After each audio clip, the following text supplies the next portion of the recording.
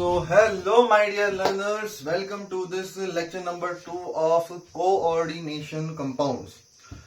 आज का ये लेक्चर दोस्तों बहुत इंपॉर्टेंट रहने वाला है क्योंकि आज हम क्वेश्चंस को भी प्रैक्टिस करेंगे और उसके साथ ही में आज हम यहाँ पर बहुत इंपॉर्टेंट दो टॉपिक्स IUPAC नॉमेनक्लेचर और वर्नर्स थ्योरी को कवर अप करेंगे. उसके बाद अगर टाइम रहता है और समय ठीक रहता है, लेक्चर बहुत ज्यादा लंबा यदि नहीं रहता है तो हम थोड़ा सा आगे बढ़ जाएंगे और हम आपके लिए कोऑर्डिनेशन नंबर 6 और कोऑर्डिनेशन नंबर 4 वाले कंपाउंड्स के लिए अलग अलग चीजों को खोल के आपको पढ़ाएंगे वैलेंस बॉन्ड थ्योरी में. उसके बाद हमें आइसोमेरिज्म पढ़ना है और कहीं ना कहीं उसके बाद फिर ये जो चैप्टर है वो नियरली आपका एंड ही हो जाता है. जो छोटी मोटी टेक्निकलिटीज बचेंगी उसको हम कवर करेंगे और क्वेश्चंस भी साथ ही साथ करते रहेंगे. तो चलिए फिर आज का ये लेक्चर यहां से शुरू करते हैं. हेडिंग बना लीजिए आज के लिए. IUPAC नॉमेनक्लेचर से पहले कुछ छोटी मोटी बेसिक टर्म्स हैं जो मुझे आपको एक्सप्लेन करनी है, तो वो मैं जरूर एक्सप्लेन करना चाहूंगा और उसके बाद ही हम यहां से चीजों को आगे बढ़ाएंगे. कुछ टाइप के लिगेंड्स हैं जो मुझे आपको एक्सप्लेन करने हैं. ठीक है बच्चों, चलिए सबसे पहले हेडिंग बनाएंगे एम्बीडेंटेट लिगेंड.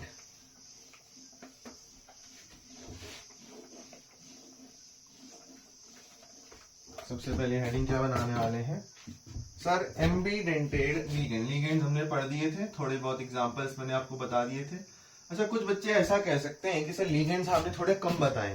तो बच्चों हम आगे को जैसे जैसे क्वेश्चन प्रैक्टिस करेंगे तो जितने भी आपके इंपोर्टेंट लिगेंड हैं, यकीन मानिए जितने भी लिगेंड्स आपके एनसीईआरटी में है और उससे बाहर सिलेबस में है, आउटर सिलेबस के एनसीईआरटी से बाहर से एक्स्ट्रा लिगेंड्स ही हम कवर करेंगे क्वेश्चंस को मिला के. तो वो एक अप्रोच है हमारी कि किस तरीके से बिना किसी ज्यादा अपने आपको परेशान किए बिना हम आपको लिगेंड्स याद करा लें. वो हमारी एक कोशिश है.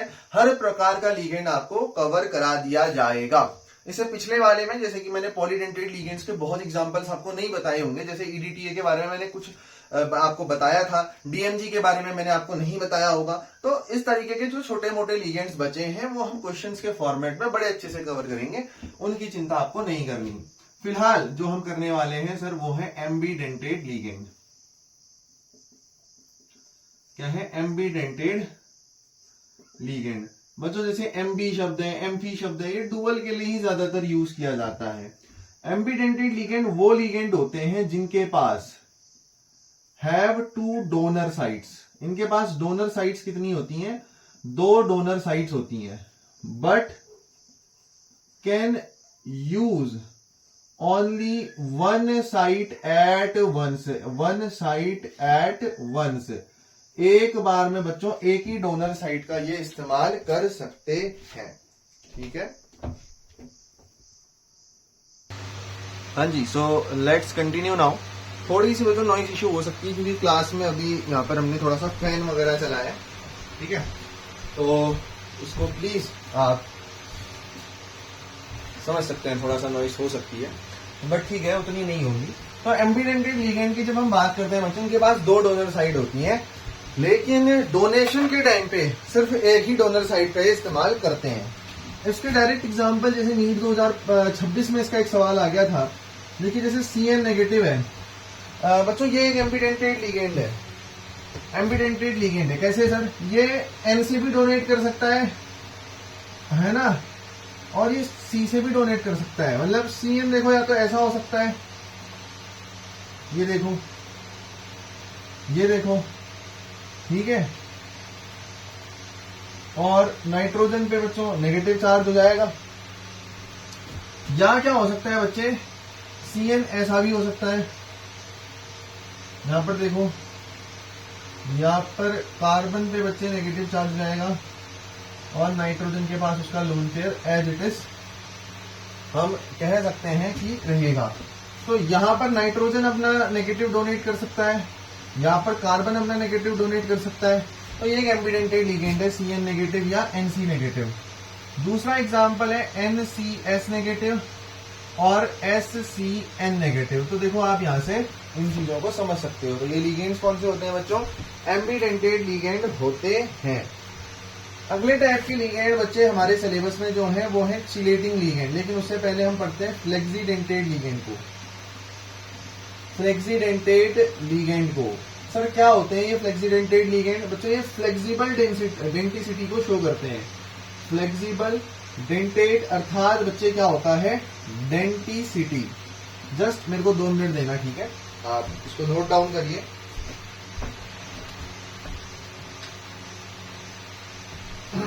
Just a minute, just a minute, just a minute, just a minute.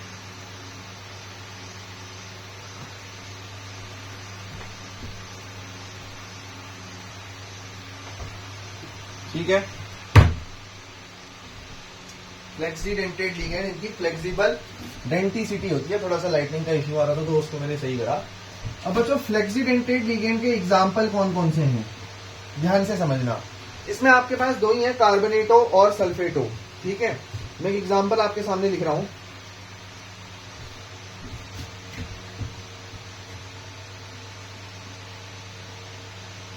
CONH3 whole 5 SO4Cl और एक दूसरा कंपाउंड लिख रहा हूं CONH3 होल 4 SO4Cl। बच्चों यहां पर आप देख रहे हो कि इसका कोऑर्डिनेशन नंबर CO का इस कॉम्प्लेक्स में 6 होता है। तो यहां पर 5 अमोनिया एक एक आपका लोन पेयर डोनेट कर रहे हैं। तो जो SO4 है वो एज एन मोनोडेंटेड लिगेंड काम करता है। कैसे काम करता है? मोनोडेंटेड लिगेंड काम करता है। लेकिन यहां देखो अमोनिया तो 4 ही है, लेकिन कोऑर्डिनेशन नंबर 6 होना चाहिए, मतलब 6 लोन पेयर इसको डोनेट होने चाहिए। तो अमोनिया 4 ही कर पा रहे हैं। तो यहां पर जो सल्फेट है वो एक बाइडेंटेड लिगेंड की तरह काम करता है। ये एग्जाम्पल है, आपको याद ही करना पड़ेगा, इसके लिए और कोई ऑप्शन नहीं है कि CONH3 होल 5 SO4Cl और CONH3 होल 4 SO4Cl ये 2 कॉम्प्लेक्स हैं जहां पर कोऑर्डिनेशन नंबर कोबाल्ट का कितना है? 6 होता है।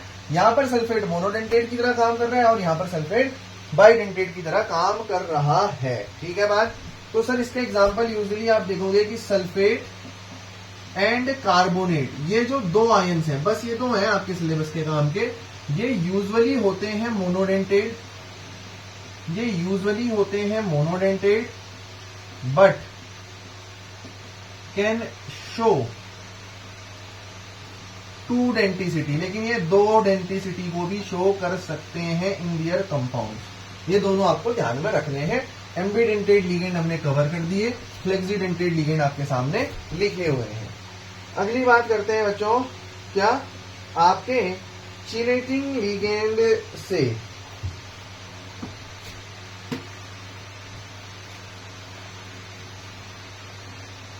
अगला जो टॉपिक है हमारा,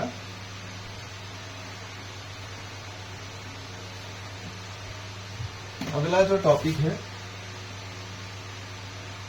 वो है बच्चे चिलेटिंग लिगेंड। ये लास्ट टॉपिक है, इसके बाद हम नॉमेनक्लेचर में चलेंगे।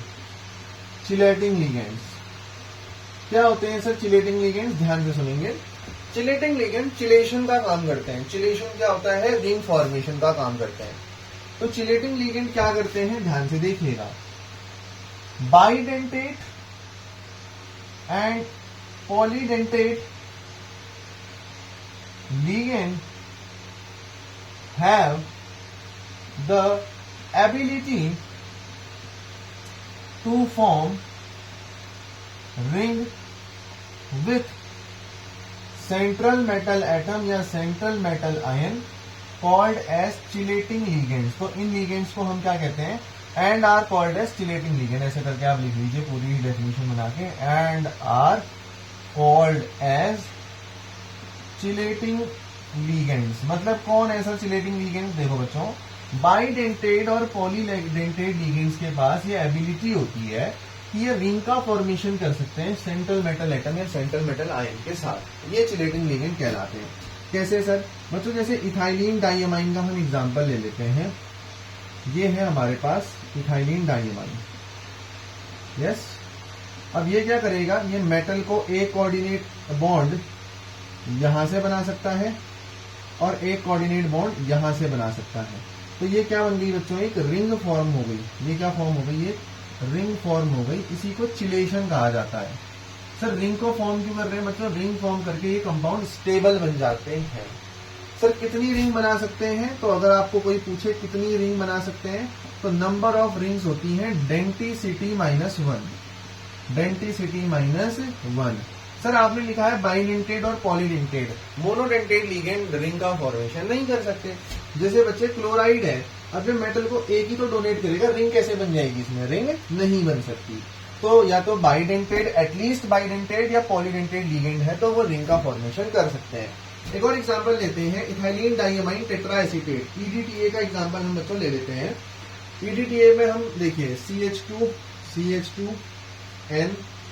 N COO negative lone pair, यहाँ पर भी लोन पेयर, COO नेगेटिव है जी, COO नेगेटिव, और इधर भी बच्चों COO नेगेटिव। तो रिंग फॉर्म करना है तो कैसे कर सकते हैं, हो सकता है ये नाइट्रोजन किसी मेटल को अपने लोन पेयर डोनेट कर दें, तो रिंग नंबर 1 यहां से फॉर्म हो सकती है।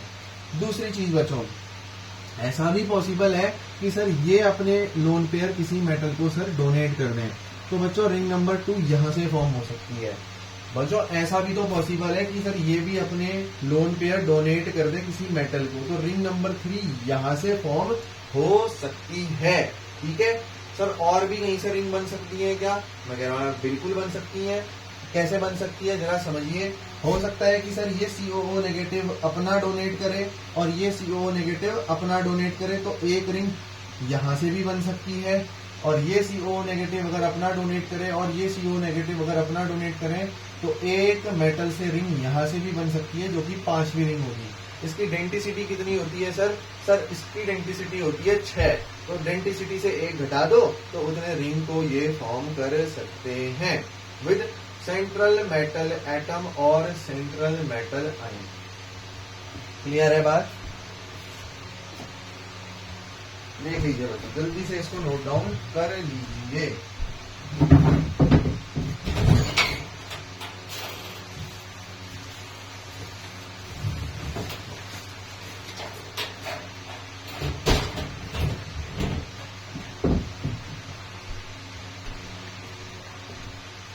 क्लियर है भाई बात, बताइए।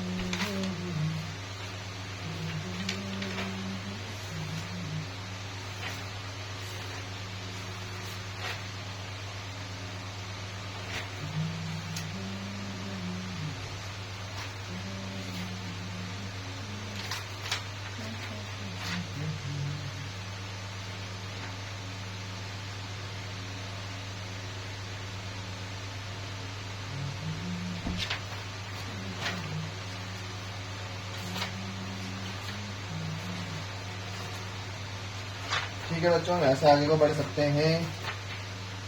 हाँ जी सर, यहाँ से आगे को बढ़ा जा सकता है। ये पूरी नोट्स की कॉपी है हमारे पास केमिस्ट्री के, और जो भी हम यहाँ पे पढ़ाते हैं पूरा एक कॉपी जो है वो आपकी इसी से भरी हुई है, कोऑर्डिनेशन कंपाउंड से। अभी हम यहाँ जो पढ़ रहे हैं ये बहुत प्रॉपर लेक्चर है, समराइज लेक्चर है, इससे बढ़िया लेक्चर नहीं हो सकता। आपकी कॉपी भी नहीं भरेगी, इसमें पूरी की पूरी कुछ ही पन्नों में कंटेंट आ जाएगा और आपको अच्छे तरीके से सारी चीजें समझ में भी आ जाएंगी, है ना। तो ये चिलेशन है। चिलेशन में एक नोट डाल के लिख लो कि 5 and 6 membered ring are more stable. 3 और 4 मेंबर्ड की जो रिंग होती है बच्चों, वो काफी अनस्टेबल होती है, क्योंकि उनमें एंगल जो है ना वो काफी टॉर्सनल आ जाता है, काफी इसमें जोर पड़ता है एंगल में।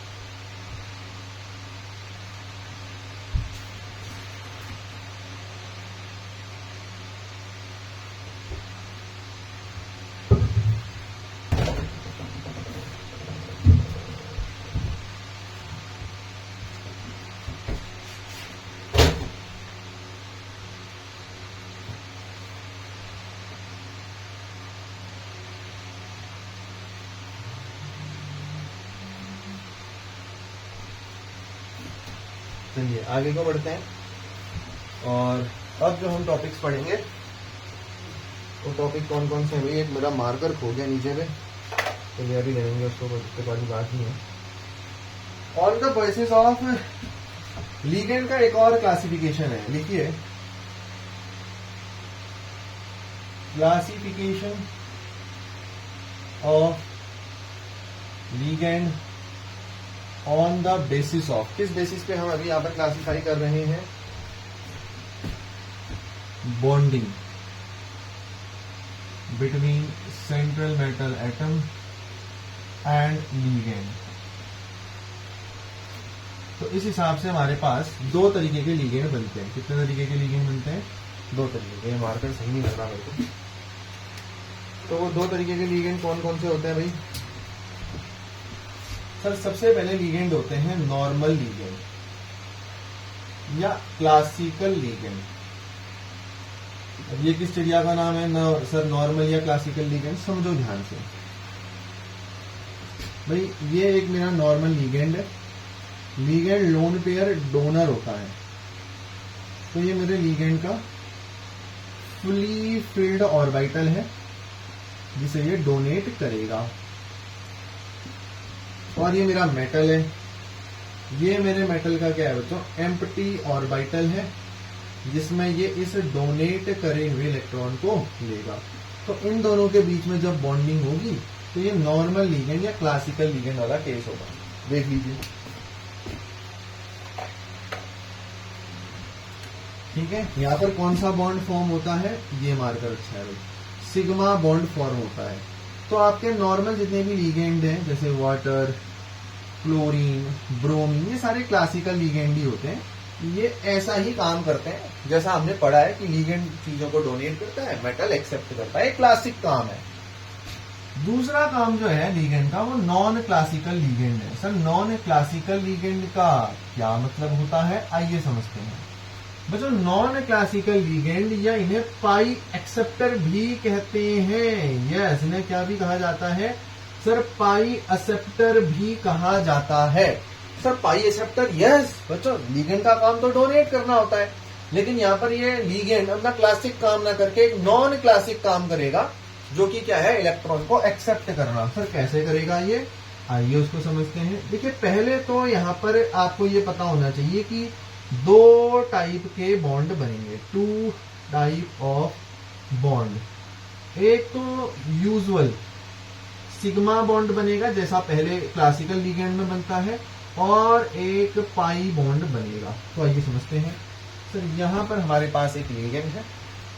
इस लिगेंड का ये फुली फिल्ड ऑर्बिटल है, हमारे मेटल का ये एम्प्टी ऑर्बिटल है। इन दोनों की वजह से जो बॉन्ड बना बच्चों, वो कौन सा बॉन्ड है? वो सिग्मा बॉन्ड है। ठीक है सर, ये तो सर नॉर्मल बातें हो गई है ना बच्चे? ये तो सर नॉर्मल बातें हो गई। हाँ जी सर, बिल्कुल हो गया। ठीक है, अब देखिए तो यहां पर इस लिगेंड ने किसका काम करा? सिग्मा डोनर का। सिग्मा डोनर क्यों कहा? क्योंकि बॉन्ड कौन सा बना बच्चों? सिग्मा, और लिगेंड ने यहाँ पर डोनेट करा, तो सिग्मा डोनर का काम लिगेंड ने करा। लेकिन बच्चों एक और बॉन्ड बनेगा यहाँ पर, जहां पर मेटल का ऑर्बिटल फुली फिल्ड है। ये फुली फिल्ड है, और अभी लिगेंड का ऑर्बिटल जो है ये एम्प्टी है। तो यहां पर अब जो बॉन्डिंग होगी, इस बॉन्डिंग से जो इलेक्ट्रॉन क्लाउड आपको यहाँ पर दिख रहा है, कौन सी बॉन्डिंग हो रही है सर? ये हेड ऑन की साइडवेज हो रही है ना। तो यहाँ पर पाई बॉन्ड बनता है। तो लिगेंड अपने पाई स्टार एम्प्टी ऑर्बिटल में यहाँ पर इलेक्ट्रॉन को लेता है। तो यहाँ पर लिगेंड ने किसका काम करा? पाई बॉन्ड बनाया, लेकिन एक्सेप्टर का काम करा। तो इसीलिए हम इसको क्या बोल रहे थे? पाई acceptor ligand, non classical ligand, या इसका एक और नाम होता है सिग्मा डोनर और पाई एक्सेप्टर लिगेंड। सिग्मा डोनर और पाई एक्सेप्टर लिगेंड, इसका एक और नाम होता है। क्लियर है बात? सर अब यहीं से एक नया खेल सामने आता है जिसको बोलते हैं सिनर्जिक बॉन्डिंग। क्या बोलते हैं बच्चों? इसको बोला जाता है सिनर्जिक बॉन्डिंग। सर क्या होती है सिनर्जिक बॉन्डिंग? आइए समझते हैं। बच्चे सिनर्जिक बॉन्डिंग का मतलब यह है कि जितना स्ट्रॉन्ग सिग्मा बॉन्ड होता है उतना ही स्ट्रॉन्ग पाई बॉन्ड होता है। सर ऐसा कैसे होता है, समझते हैं। सिग्मा बॉन्ड में बच्चों लीगेंड ने लोन पेयर डोनेट करा, तो लीगेंड के ऊपर कितना चार्ज आया, कैसा चार्ज आया सर, पॉजिटिव। मेटल ने गेन करा तो मेटल के ऊपर कैसा चार्ज आया, नेगेटिव। अब जितना स्ट्रॉन्ग इस लीगेंड के ऊपर ये पॉजिटिव चार्ज आया होगा उतने ही स्ट्रॉन्ग तरीके से ये मेटल के फुली फिल्ड ऑर्बिटल को अपने एम्प्टी ऑर्बिटल की तरफ अट्रैक्ट करेगा। तो इसीलिए हम लिखते हैं सिनर्जिक बॉन्डिंग का मतलब होता है stronger the sigma bond, stronger is the pi bond. जितना स्ट्रॉन्ग सिग्मा बॉन्ड होगा उतना ही स्ट्रॉन्ग पाई बॉन्ड भी होगा। क्यों, क्योंकि अगर सिग्मा बॉन्ड बहुत स्ट्रॉन्ग होगा यानी कि चार्जेस बहुत ज्यादा डेवलप होंगे, और अगर चार्जेस बहुत ज्यादा डेवलप होंगे, मेटल पे बहुत ज्यादा नेगेटिव चार्ज होगा तो वो अपना पाई का क्लाउड डोनेट करेगा, और लीगेंड में अगर बहुत ज्यादा पॉजिटिव चार्ज जनरेट होगा तो वो मेटल से उतनी ही जल्दी उस इलेक्ट्रॉन क्लाउड को एक्सेप्ट करके पाई बॉन्ड बनाएगा। तो इसी को बच्चों सिनर्जिक बॉन्डिंग कहते हैं, सिनर्जिक बॉन्डिंग कहते हैं। इसका एग्जाम्पल आप ऐसे ले लीजिए कि जैसे बच्चों सिनर्जिक बॉन्डिंग करने वाले जो हमारे पास आपके लीगेंड्स होते हैं, ये नॉन क्लासिकल लीगेंड्स की कैटेगरी में आते हैं। जैसे आपका कार्बन मोनोऑक्साइड, आपने सुना होगा कि हमें अंगीठी नहीं जला के सोना चाहिए, सुना है ना आपने ये चीजें कि यार जाड़ों में अंगीठी अगर आप जलाते हो तो मतलब कमरे में एकदम बंद करके नहीं सोना चाहिए कमरा, है ना। तो वही चीज है, CO, CN negative, NO2 negative, ये सारे वही बॉन्ड होते हैं। सर क्यों नहीं करना चाहिए ऐसा, अभी समझते हैं। हमारे ब्लड में हीमोग्लोबिन होता है जो ऑक्सीजन को कैरी करता है, आपको पता है। तो होता क्या है कि हीमोग्लोबिन की ऑक्सीजन के साथ, हीमोग्लोबिन यानी कि उसमें आयरन ही प्रेजेंट होता है, हीम कंपाउंड तो आयरन का ही वो बना होता है। तो हीमोग्लोबिन में जो आयरन प्रेजेंट है एक मेटल है, और मेटल कार्बन मोनोऑक्साइड के साथ बच्चों सिनर्जिक बॉन्डिंग शो करता है। क्या शो करता है सर, सिनर्जिक बॉन्डिंग शो करता है, सिनर्जिक बॉन्डिंग शो करता है क्योंकि CO एक नॉन क्लासिकल लीगेंड है, जबकि वही हीमोग्लोबिन ऑक्सीजन के साथ क्लासिकल लीगेंड वाली बॉन्डिंग, सिग्मा वाली बॉन्डिंग शेयर करता है। तो क्योंकि सिनर्जिक बॉन्डिंग बहुत स्ट्रांग होती है तो हमारा हीमोग्लोबिन कार्बन मोनोऑक्साइड को अपने अंदर ज्यादा घोल लेता है और ऑक्सीजन को नहीं घोलता। तो जिस वजह से क्या होता है, हमारे ब्लड में कार्बन, ऑक्सीजन की जगह कार्बन मोनोऑक्साइड ट्रेवल करती है। और बच्चों कार्बन मोनोऑक्साइड एक पॉइजनस गैस होती है, कार्बन मोनोऑक्साइड एक पॉइजनस गैस होती है जिस वजह से इंसान की मौत भी हो जाती है। तो ये सारा खेल किसका है, सिनर्जिक बॉन्डिंग का है। क्लियर है बात आपको? हाँ जी सर, हमें ये बातें क्लियर है। चलिए अब हम बच्चों IUPAC को पढ़ने जा रहे हैं, और IUPAC में सबसे पहले हम कुछ बेसिक रूल्स से शुरू करेंगे और अच्छे से समझ लेंगे कि सर किस तरीके से कंपाउंड्स को नेम किया जाता है। IUPAC nomenclature, sir IUPAC nomenclature बच्चों, इसमें जो रिकमेंडेशंस हैं IUPAC में, जो रिकमेंडेशन है वो किसने दी है, आप आगे चल के वर्नर्स थ्योरी पढ़ोगे तो अल्फ्रेड वर्नर के सजेशंस के हिसाब से IUPAC ने इन रूल्स को जो है डिराइव कर रखा है। और इनऑर्गेनिक नॉमेनक्लेचर कम्युनिटी होती है IUPAC की, है ना। इनऑर्गेनिक की एक अलग नॉमेनक्लेचर कम्युनिटी है, इनऑर्गेनिक नॉमेनक्लेचर, है ना, कम्युनिटी है एक IUPAC की। तो उसने क्या कर रखा है बच्चों, ये सेट ऑफ रूल्स को डिजाइन कर रखा है।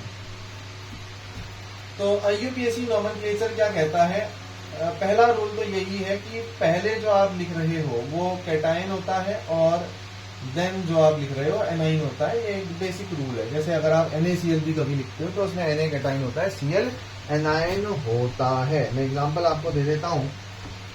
जैसे बच्चों आपने लिखा K4FeCN6, तो पहले क्या लिखा, पोटेशियम, मतलब ये क्या है, ये कैटायन है। और जो बाद में आपने लिखा ये पूरा, इसका मतलब क्या है, ये एनाइन है। एक और एग्जांपल आप ले लीजिए,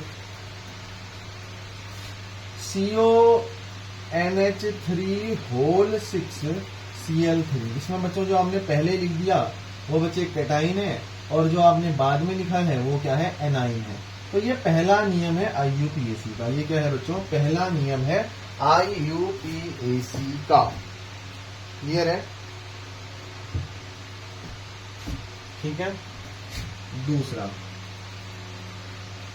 पहले कैटाइन होता है और फिर एनाइन होता है, तो इसी में आप लिख लीजिए, first the name of cation is written and then of anion. पहले कैटाइन का नेम लिखेंगे फिर एनाइन का। ये बहुत ही कॉमन नोमेनक्लेचर का रूल है। जैसे NaCl है, इसमें Na कैटाइन है, Cl एनाइन है, तो पहले इसका नाम लिखते हो तो पहले सोडियम लिखते हो ना, फिर क्लोराइड लिखते हो ना। तो वही सेम रूल आपको कोऑर्डिनेशन कंपाउंड में भी लगाना है। पहले कैटाइन का नाम लिखना है और फिर एनाइन का नाम लिखना है। अगर कोई कंपाउंड आपको दे रखा है तो पहले कैटाइन एनाइन कैसे पहचानेंगे, जो भी पहले आ रहा है वो कैटाइन है, और जो लास्ट में आ रहा है या बाद में आ रहा है वो आपका एनाइन है। आगे प्रैक्टिस करेंगे तो और क्लियर हो जाएगा। अगला रूल क्या है, the name of the legends are या the name of the legends is written in alphabetical order. किसमें लिखा जाता है, अल्फाबेटिकल ऑर्डर में लिखा जाता है, इन द कोऑर्डिनेशन स्फीयर। अब लिगेंड किसके अंदर प्रेजेंट होते हैं आपको पता तो है, कोऑर्डिनेशन स्फीयर के अंदर प्रेजेंट होते हैं। कोऑर्डिनेशन स्फीयर मतलब सर ये जो डब्बा बना रहे थे इसी के अंदर तो लिगेंड होते हैं। तो कौन सा लिगेंड पहले लिखे, कौन सा लिगेंड बाद में लिखे, अल्फाबेटिकल ऑर्डर के हिसाब से आप उनको लिख दोगे। ठीक है। अगर आइड है लिगेंड के नेम के आगे तो उसको रिप्लेस कर दोगे बच्चों, किससे कर दोगे, IDE को IDO से रिप्लेस कर दोगे। और अगर एट है नाम के आगे तो उसको किससे रिप्लेस कर दोगे, ATO से रिप्लेस कर दोगे। सर एग्जांपल दो बच्चों, जैसे सल्फाइड है, इसको सल्फाइडो कर दोगे। एट है जैसे, है ना, कैसे होगा इसका, ऑक्सलेट ले लेते हैं, ऑक्सलेट है तो इसको क्या कर दोगे, ऑक्सलेटो कर दोगे। क्लियर है बात, क्लियर है बात। मान लो सर एक से ज्यादा लिगेंड है, 1+ ligand of similar type present है, ऑफ सिमिलर टाइप प्रेजेंट है, तो आप क्या करोगे, 2 के लिए बाई का यूज करोगे, 3 के लिए ट्राई का यूज करोगे, है ना जी, 4 के लिए टेट्रा का यूज करोगे, पेंटा, हेक्सा, ऐसे करके यूज करोगे। तो ये कुछ कॉमन रूल्स हैं जिनको आपको लिख लेना चाहिए।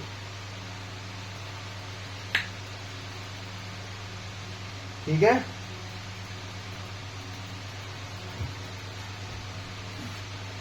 ठीक है,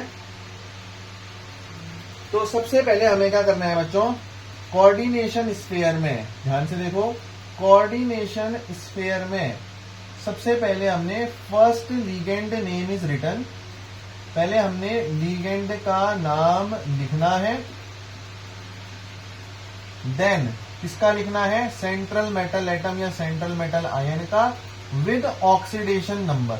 अभी एग्जांपल करेंगे तो सब क्लियर हो जाएगा, विद ऑक्सीडेशन नंबर। क्लियर है बात। लास्ट रूल देख लीजिए, लास्ट रूल देख लीजिए। अच्छा, एक चीज का आप ध्यान में रख सकते हैं बच्चों, अगर लिगेंड इस तरीके का है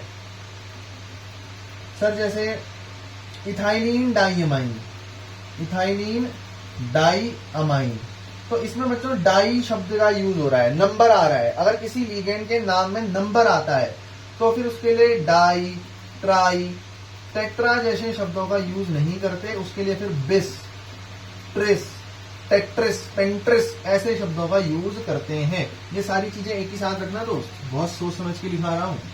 ठीक है, जब रिवीजन करोगे तब बढ़िया मजा आएगा।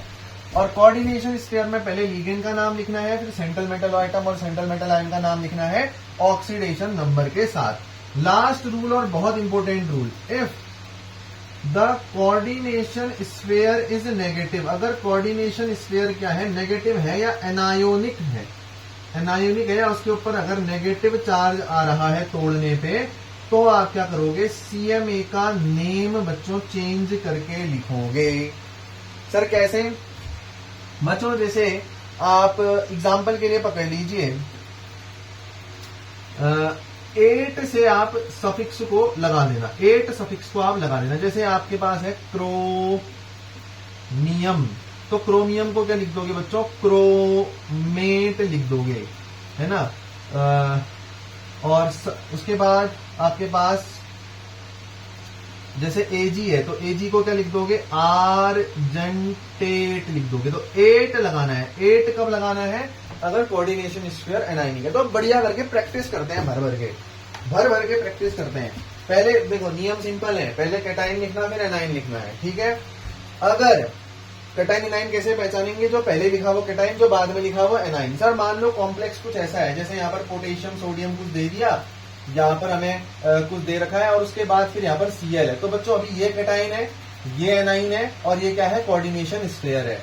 अगर कुछ ऐसे दे रखा है K3 है फिर ये है, तो ये कैटाइन है, ये एनाइन है। ये दोनों केस तो मैंने आपको कराई दिए, है ना। ये कैटाइन, ये एनाइन, ये कैटाइन, ये एनाइन। ऐसा भी आपको कुछ देखने को मिल सकता है इस फॉर्म का।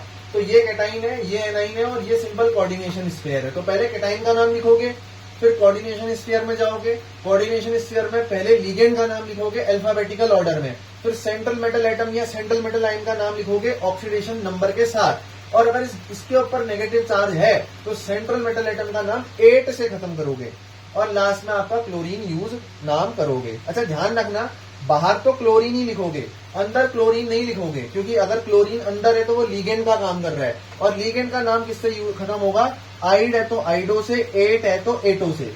ध्यान रखना। आओ यार देखते हैं ना, इसको समझते हैं ना कैसे हो रहा है, कोई बड़ी चीज थोड़ी में। Practice makes a man perfect. अब जो मैं नियम बताऊंगा अब यहां ध्यान देना, ठीक है। ये नियम तो बस लिखने के लिए होते हैं।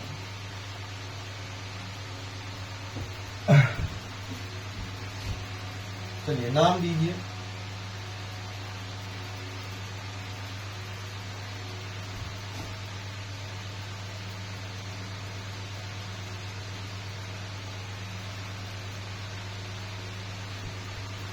चलिए नाम दीजिए।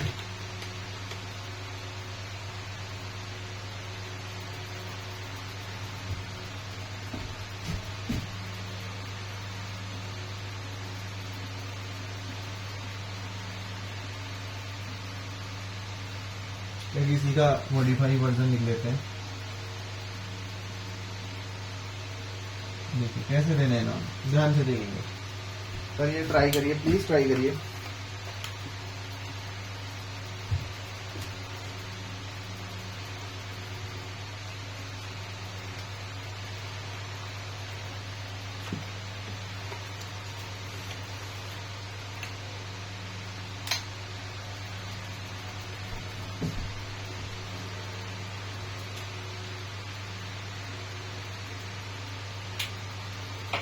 चलो मैं बताता हूँ।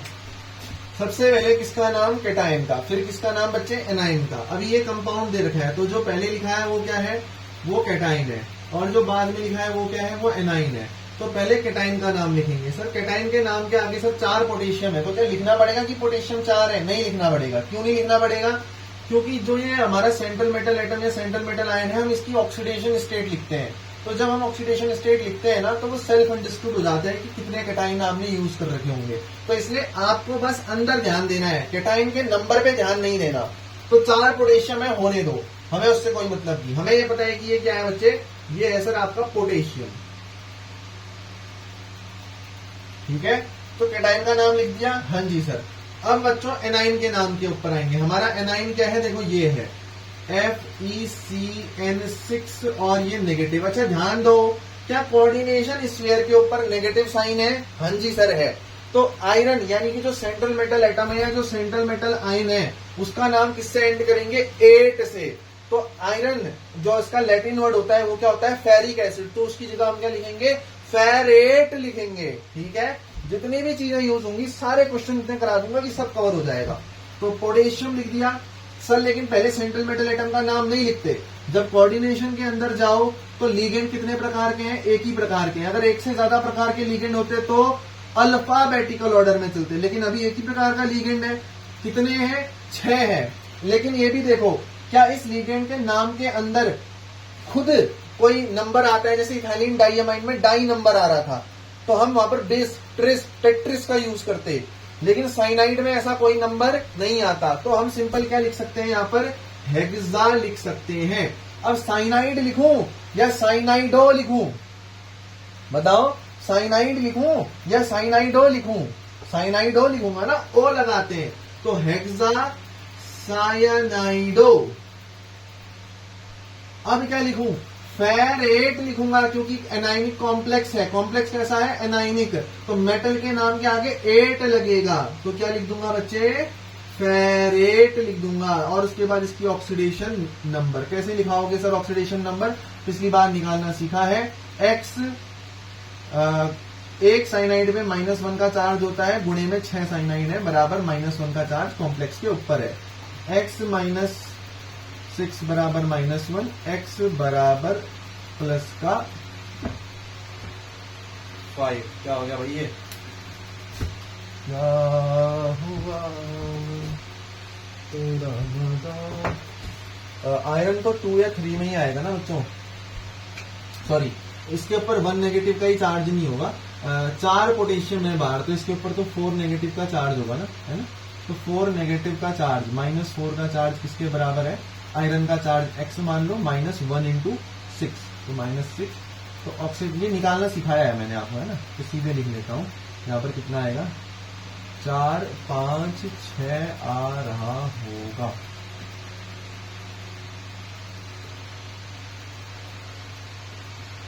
ठीक है बच्चों, क्लियर है बात? और एक बार ये सवाल करके भी देख लेते हैं। सबसे पहले सर ये क्या है? सर ये अभी कैटाइन है। कॉम्प्लेक्स कैसा है सर? कैटाइनिक कॉम्प्लेक्स है। चार्ज कितना है? +1 में, क्योंकि क्लोरीन पे चार्ज -1 का। तो पहले कैटाइन का नाम लिखोगे। कॉम्प्लेक्स का नाम जब लिखते हैं तो पहले सर लिखते हैं लीगेंड का नाम। लीगेंड कौन कौन से हैं? अमोनिया और क्लोरीन। और ए पहले आता है कि सी पहले आता है? सर कैसी बात कर रहे हो सर, ए पहले आता है। तो पहले बच्चों इसका नाम लिख लेते हैं। अमोनिया का नाम क्या लिखते हैं बच्चों? अमाइन लिखते हैं। तो क्या लिखेंगे बच्चों? 4 है, तो टेट्रा अमाइन।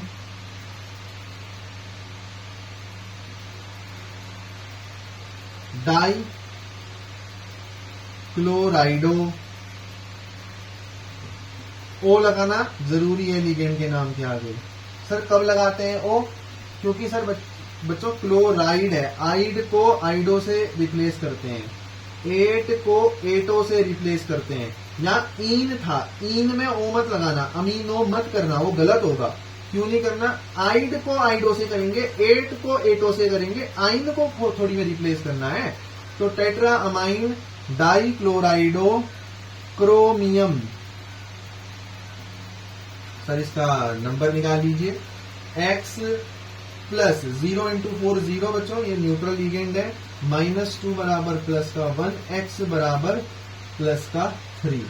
Chromium 3 chloride. अब यहां क्लोराइडो मत करना, क्योंकि यहां पर क्लोरीन लीगेंड के फॉर्म में थोड़ी में लगा हुआ है, तो ये इसका नाम हो जाएगा। क्लियर हो रही है ना बातें? करो भाई करो, देखो देखो देखो।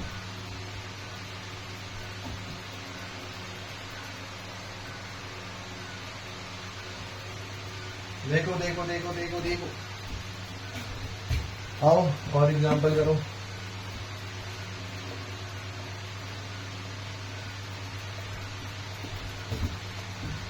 यहां देखो, ये क्या है बच्चों? कैटाइन। ये क्या है? एनाइन। तो कैटाइनिक कॉम्प्लेक्स है, कॉम्प्लेक्स में सबसे पहले लीगेंड, तो हेक्सा अमाइनो। हेक्सा अमाइन, ओ मत कर देना, ठीक है? आइड होता तब आइडो करते, 8 होता तब एटो करते। तो हेक्सा अमाइन कोबाल्ट। चार्ज कितना आएगा सर? -3 का इसके ऊपर है, बराबर x + 0, है ना? कुछ ऐसा ही आएगा। सॉरी, चार्ज +3 का इसके ऊपर है, तो x बराबर +3। तो कोबाल्ट 3 क्लोराइड। क्लोराइड का नंबर लिखने की कोई आवश्यकता नहीं है, क्योंकि यहां हमने ऑक्सीडेशन नंबर लिख दिया, तो वो सेल्फ अंडरस्टूड है।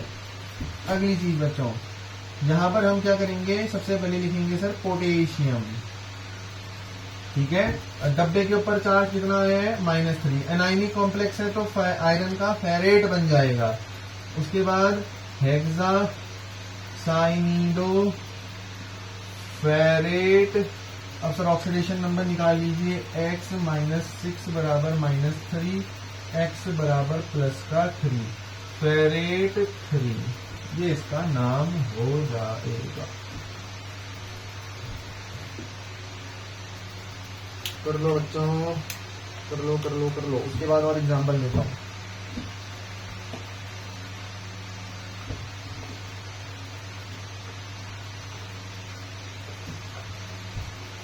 चलिए 5-5 मिनट का आप लोग ब्रेक ले लीजिए, उसके बाद हम दोबारा से कंटिन्यू करेंगे, ठीक है। चलो भाई यहाँ से आगे को बढ़ते हैं और कुछ नए एग्जाम्पल्स में यहाँ पर लेके आया हूँ, उन एग्जाम्पल्स को करेंगे।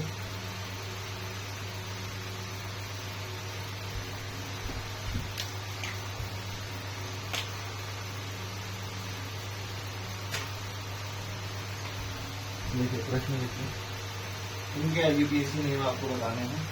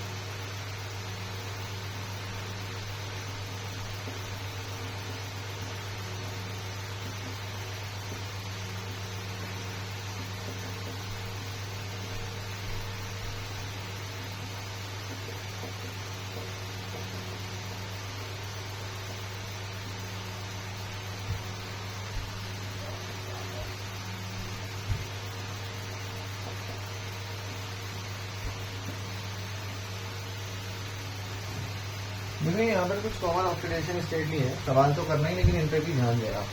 कॉमन ऑक्सीडेशन स्टेट का मतलब क्या होगा कि जैसे Fe है तो ये 2+ और Fe 3+ में ज्यादा मिलेगा, ये सबसे ज्यादा कॉमन स्टेट है। कोबाल्ट है 2+ और 3+ में ज्यादा मिलेगा। निकिल प्लेटिनम पैलेडियम 2+ और 4+ में ज्यादा मिलेंगे। तो बताओ मेरे साथ, NiPtPd की कौन सी है, 2 और 4। आयरन की और कोबाल्ट की कौन कौन सी है, 2 और 3। गोल्ड की कौन कौन सी है, 1 और 3।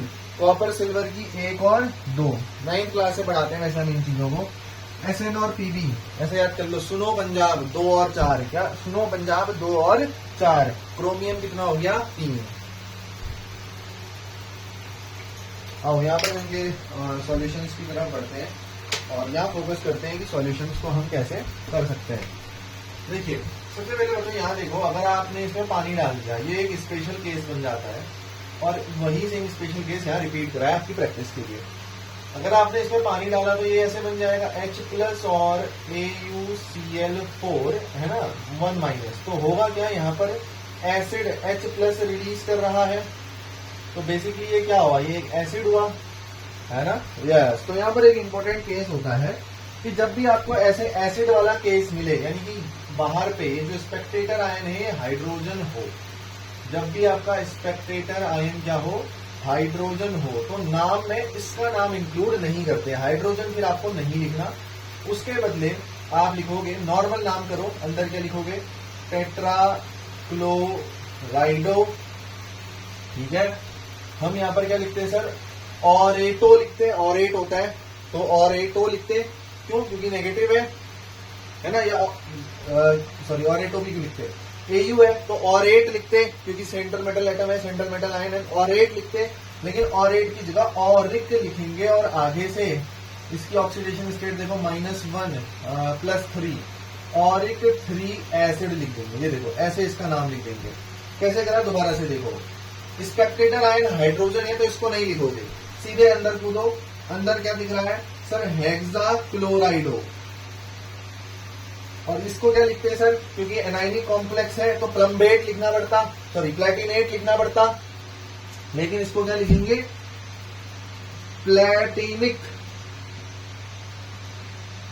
कितनी ऑक्सीडेशन स्टेट सर? सर अगर आप यहां पर देखोगे तो -2 का चार्ज इसके ऊपर ओवरऑल है, -2 बराबर x -6, x बराबर +4, तो प्लेटिनिक 4 आगे से एसिड लिख देना। ऐसे इसका नामकरण किया जाता है। तो देख लो आप जरा, ठीक है।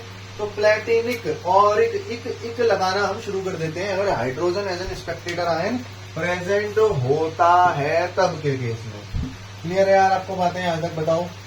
हाँ जी सर बिल्कुल, ये सारी की सारी बातें हमें अच्छे तरीके से हैं क्लियर।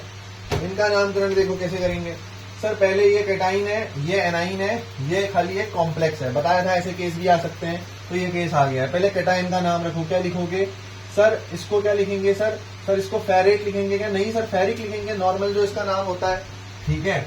उसके अंदर घुसो, अंदर, अच्छा सॉरी ये कॉम्प्लेक्स ही गलत हो रहा है बताओ, ये कुछ ऐसे होगा।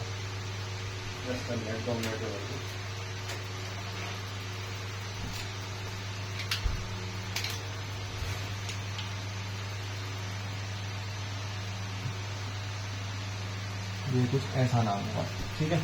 तो सबसे पहले यहाँ पर क्या लिखेंगे सर? हम लिगेंड का नाम लिखेंगे। ये एक्वा और ये क्या है? ये क्या है बताओ जल्दी? नाइट्रोसिल। ये क्या है? नाइट्रोसिल। तो पहले किसका नाम लिखेंगे बताओ?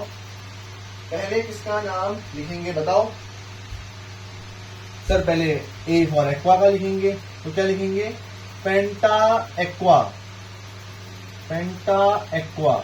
और ये क्या है? नाइट्रोसो, नाइट्रोसो, ओ लगाएंगे है ना, नाइट्रोसो। फेरेट लिखूं क्या? नहीं सर, कैटाइनिक कॉम्प्लेक्स है तो फेरिक ही रहने दो, और डैश और बाहर से फिर एनाइन का नाम लिख दो सल्फेट। अब इसकी निकाल लो ऑक्सीडेशन नंबर कितनी आ रही है। टोटल चार्ज -2 आएगा डब्बे के ऊपर, -2 बराबर x + 0 होता है इसका, और NO का तो यार आप जानते ही हो। क्लियर है बात?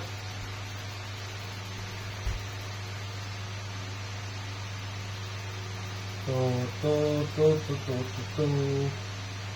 इसमें आएगा +2, सॉरी है ना, और NO एक पॉजिटिव होता है तो ये प्लस आएगा, -1, ठीक है। तो फेरिक 1 सल्फेट आएगा। तो ये रहा बच्चों, और इसका नामकरण करते हैं। ये एक आयन है, ध्यान से देखो, ये क्या है? एक सिंपल आयन दे रखा है, इसका नामकरण PYQ में पूछा गया था, तो देख लेते हैं कैसे लिखेंगे। पहले लिखेंगे हेक्सासाइनिडो या साइनो, दोनों लिख सकते हो आप, ठीक है, कोई दिक्कत वाली बात नहीं है। और उसके बाद क्या लिखेंगे? फेरेट लिखूं या इक लिखूं सर? नेगेटिव है तो फेरेट। क्लियर है बात? और फेरेट, और यहां पर कितना आएगा सर देख लेते हैं। x -6 बराबर -3 यानी कि +3 आ गया x, ठीक है। फेरेट 3 आगे से आयन लिखिएगा।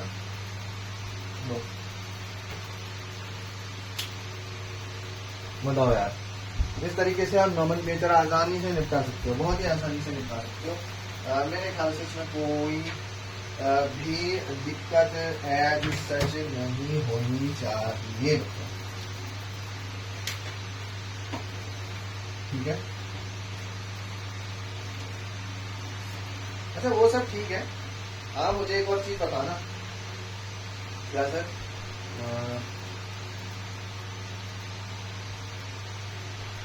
ये कॉमन ऑक्सीडेशन स्टेट आपको कितनी याद हुई? पहले तो सुनो पंजाब 2 और 4, ये तो याद कर ही लो। कर 3, ठीक है, ये तो याद कर ही लो। आयरन और कोबाल्ट, सर आयरन और कोबाल्ट फेंको, जितनी जोर से फेंक सकते हो फेंको, ऐसे याद कर लो। और आयरन की तो याद ही होती है 2-3, तो iron cobalt 2-3। Nickel, platinum, palladium, इनकी कितनी होती है बच्चों? 2 और 4, 2 और 4। गोल्ड की 1 और 3, कॉपर एजी की 1 और 2। मेरे ख्याल से यहाँ पर कोई एज सच दिक्कत आपको नहीं होनी चाहिए। चलिए आगे बढ़ते हैं यहाँ से और कुछ और प्रैक्टिस करेंगे। अब एक और चीज सवाल आता है, how to write what formula of coordination compound. Coordination compound का फॉर्मूला हम कैसे लिख सकते हैं? तो कैसे लिख सकते हैं फॉर्मूला? सबसे पहले कैटायनिक स्पेक्टेटर आयन को लिखेंगे, फिर अगर डब्बा प्रेजेंट है तो सबसे पहले सेंट्रल एटम मेटल एटम लिखेंगे, उसके बाद लिखेंगे लीगेंड्स। और लीगेंड्स को किस ऑर्डर में लिखा जाएगा? अल्फाबेटिकल ऑर्डर में लिखा जाएगा, अल्फाबेटिकल ऑर्डर में लिखा जाएगा। और उसके बाद फिर एनायोनिक स्पेक्टेटर आयन अगर प्रेजेंट है तो उसको लिखा जाएगा। तो बहुत बार कैटायनिक स्पेक्टेटर आयन नहीं होगा, बहुत बार एनायनिक स्पेक्टेटर आयन नहीं होगा, बहुत बार दोनों भी हो सकते हैं। तो इस तरीके से आप नामकरण कर सकते हो। कैसे करेंगे नाम? सर कुछ एग्जांपल दे दीजिए, आपके पीवाईक्यूज में से ही हम लेंगे। जैसे हेक्सा अमाइन कोबाल्ट 3 क्लोराइड।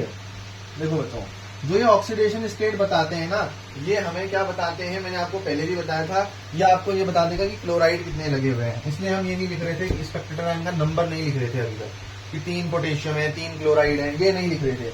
ये नंबर हमें वही बताता है। जैसे इसका नाम कैसे करेंगे, देखो हेक्सा अमाइन मतलब लीगेंड की बात आ गई। अमाइन यानी कि सर अमोनिया है, कितने? 6। सर फिर उसके बाद कोबाल्ट है ना बच्चों? कोबाल्ट है ना, है ना। और बाहर पे क्या है? ये कैटाइन है और क्लोराइड क्या है? एनाइन।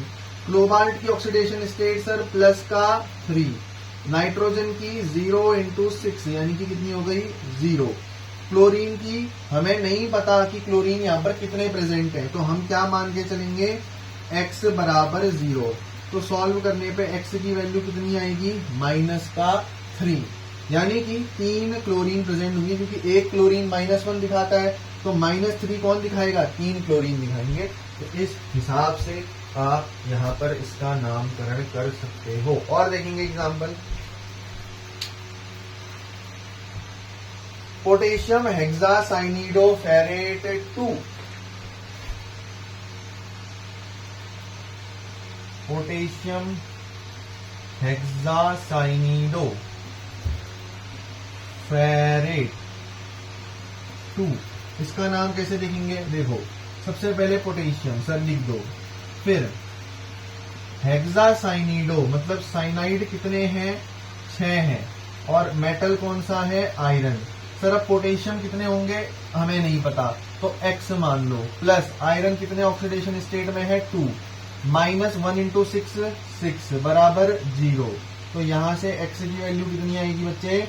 +4 आएगी, यानी कि K4 FeCN6 की ये बात हमसे कर रहा था।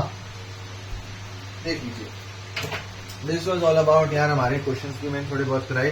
जितना आप हो सकता है इसको प्रैक्टिस करिए। और अब हम बढ़ेंगे वनस थ्योरी की तरफ बढ़ेंगे, उसके बाद हम क्रिस्टल फील्ड थ्योरी की तरफ बढ़ेंगे, बीबीटी की तरफ बढ़ेंगे और आइसोमेरिज्म को अब कवर हम करने वाले हैं।